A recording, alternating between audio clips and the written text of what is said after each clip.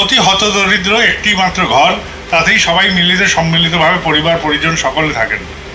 কেউ চৌকিতে, কেউ চৌকির তলায়, কেউ মেঝেতে, এলোমেলো করেই বসবাস। এরকম অবস্থায় সেই হতদরিদ্র বাড়িতে ঠাকুরের আসন কি করে রাখা যায়?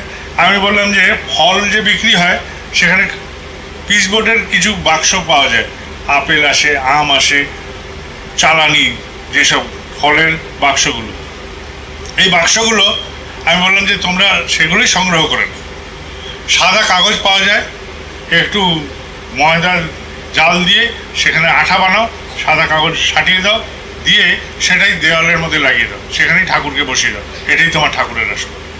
একদম সামান্যভাবেই শুরু করো, যার কিছু নেই সে এইভাবেই সামান্যভাবে শুরু করো, কিন্তু এইটাতে অন্তত মনের মধ্যে এই ভাব হবে আমার সাথে, আমার ঘরে আমার ঠাকুরও থাকেন আমার সাথে।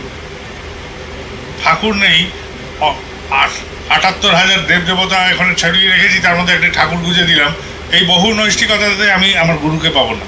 কেন? গুরু ব্রহ্মা, গুরু বিষ্ণু, গুরু দেব মহেশ্বর। যদি কারুর বাড়িতে বহু দেবদেবতার অধিষ্ঠান থাকে তাহলে ঠাকুরের আসন আলাদা করে পাশেই রাখবেন।